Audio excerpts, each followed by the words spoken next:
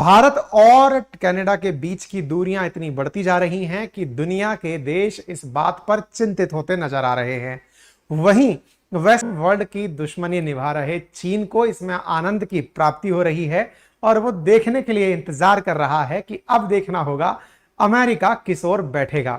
आज के ताजा अपडेट खबरों के अगर देखा जाए तो बात यह है कि कनाडा ने भारत आने वाले कैनेडियंस के लिए ट्रैवल एडवाइजरी जारी कर दी है कि भारत में यहां नहीं जाना चाहिए।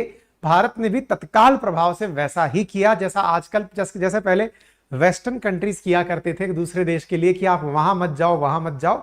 इंडिया ने भी लोगों से कहा कनाडा में मत जाओ, दिक्कत हो जाएगी।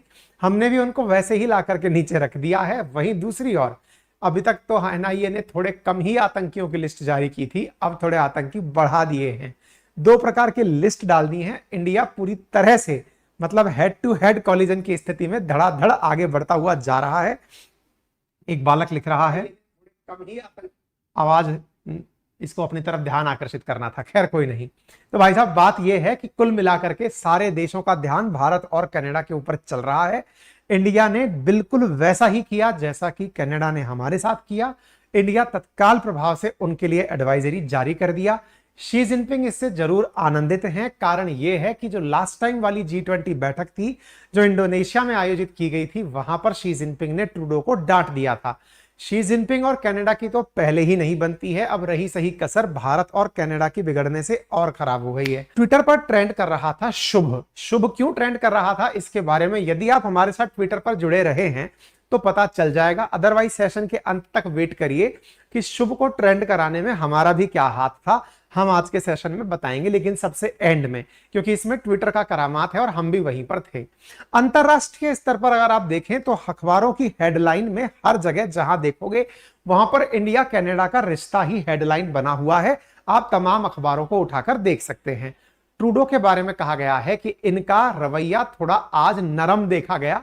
ये कह रहे हैं कि हम भारत के साथ तनातनी नहीं चाहते, हम तो ये चाहते हैं कि भारत थोड़ी सी जांच में मदद कर दे। हालांकि ट्रूडो को लेकर उनका विपक्ष ही उन्हें घेरना शुरू कर दिया है।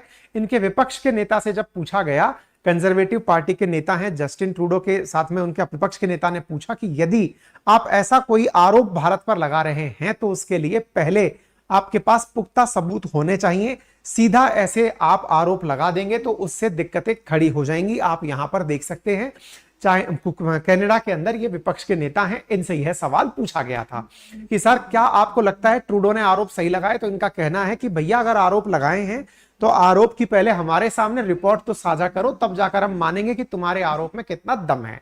खैर, ट्रूडो ने आज ये कहते हुए मामला थोड़ा ठंडा करने की कोशिश की कि वो भारत के साथ तनाव नहीं बढ़ाना चाहते। उन्हें लगा कि भारत के साथ तनाव बढ़ाने का मतलब है कि बेचारे ये लोगों के साथ तो आज तक चलता ऐसे ही आ रहा था, कुछ भी कह दो इंडिया कह करके शांत हो जाता था कि नहीं साहब ऐसा इंटरफेयर नहीं करना चाहिए, इतना कह के शांत हो जाता था। इन्हें नहीं पता था इंडिया सेम टाइम पर एशिया कप भी जीतेगा और इस कप को भी जीत लेगा। साथ ही साथ कनाडा के द्वारा एक हरकत और हुई और उसने क्या किया, इंडिया आने वाले कैनेडियंस के लिए ट्रैवल एडवाइजरी जारी कर दी। कह दिया कि किन किन क्षेत्रों में नहीं जाना है, कैसे करना है, बॉर्डर एरियाज में नहीं जाना है, नॉर्थ ईस्टर्न एरिया में नहीं जाना है।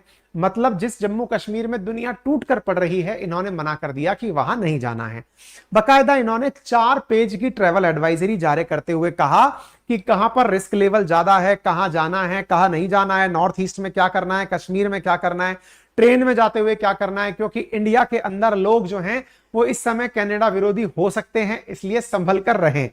इंडिया ने कहा ठीक है, तुम एडवाइजरी जारी करके हमें नीचा दिखाना चाहते हो, लो बेटा हम भी एडवाइजरी जारी करते हैं इंडिया के लोगों के लिए कि वो कनाडा में हो तो वहां संभल कर रहें, क्योंकि वहां पर कुछ गड़बड़ हो सकती है। इंडिया के द्वारा भी ट्रैवल एडवाइजरी जारी कर दी अपने स्टूडेंट्स और नेशनल्स के लिए कि जो कनाडा में है थोड़ा संभल कर रहें।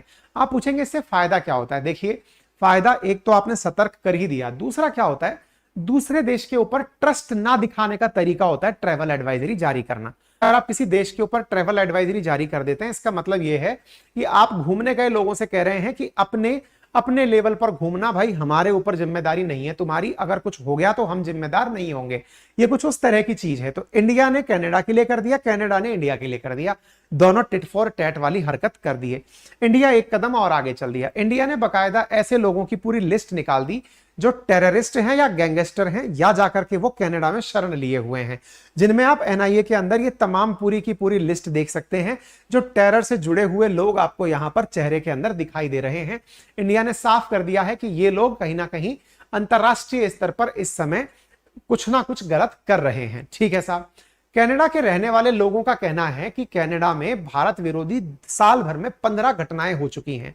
अभी तक एक भी व्यक्ति गिरफ्तार नहीं हुआ है। कनाडा की पुलिस इतनी आलसी कही जा सकती है, जिसके द्वारा 9 सभाएं खालिस्तानियों के द्वारा करने पर, 2 बार जनमत संग्रह करने पर और 4 बार मंदिरों पर हमले होने पर भी ट्रूडो सरकार को जब हमने प्रॉपर तरीके से पूरे दस्तावेज सौंप दिए कि देखिए क्या हो रहा है, तो भी ट्रूडो सरकार के द्वारा एक भी कार्रवाई नहीं की गई और इस मुद्दे को इन्होंने अंतरराष्ट्रीय मुद्दा बना दिया है। इस विषय पर कनाडा के अंदर रहने वाले कई भारतीय कनाडा की सरकार से नाराज हैं। इसी बीच में ये पन्नू फिर से बाहर निकल कर आ गया है।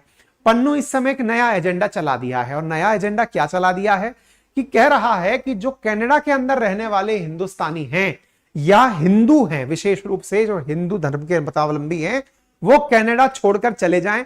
मुझे लगता है थोड़े दिन बाद गुरपवंत सिंह पन्नू कनाडा को ही खालिस्तान डिक्लेयर ना कर दे, क्योंकि ये अल्टीमेटली खालिस्तानियों की ही जगह कनाडा को बता रहा है। ट्रूडो जिस चीज को नहीं समझ पा रहे हैं वो हो सकता है इसका नया खेला हो और पता चले कि ये नप जाएं। खैर कोई बात नहीं, इनके द्वारा इस प्रकार की हरकत की जा रही है। दुनिया भर में रहने वाले जो इंडियंस हैं उनके द्वारा जो इंडियन वर्ल्ड फोरम हुआ है उनके द्वारा प्रॉपर इस घटना का विरोध किया गया है कि भाई इस तरह से हरकतें नहीं होनी चाहिए, दुनिया भर में इसको संभाला जाना चाहिए। सेशन की शुरुआत में हमने एक सिंगर के बारे में आपको बात की थी जिसका नाम था शुभ।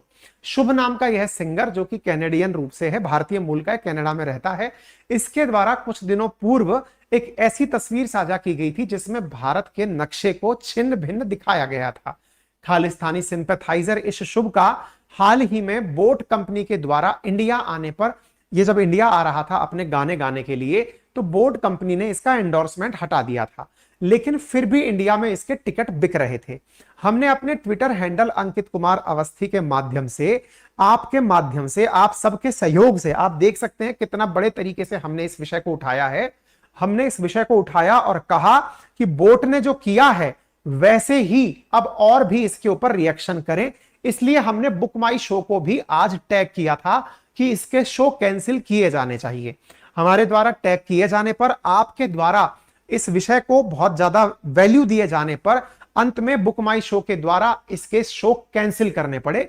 फिर हमने इस विषय पर भी अपने ट्विटर हैंडल पर इस विषय पर जानकारी देते हुए कहा कि भैया चलिए फाइनली बुक माई शो को सद्बुद्धि आई। हमने अपने लेवल पर ट्विटर के माध्यम से शुभ नामक जो सिंगर है उसके बुक माई शो के जो टिकट कैंसिल करवाने की मुहिम थी उसको आगे बढ़ाने में आप सबके साथ आगे का रास्ता अपनाया था। अगर आप भी चाहते हैं तो आप हमारे साथ यहां पर जुड़ सकते हैं अंतरराष्ट्रीय मुद्दों को, क्योंकि ट्विटर पूरी दुनिया में कॉमन चल रहा है, इसके माध्यम से हम अपने मुद्दों को दुनिया के विभिन्न कोनों में पहुंचा सकते हैं।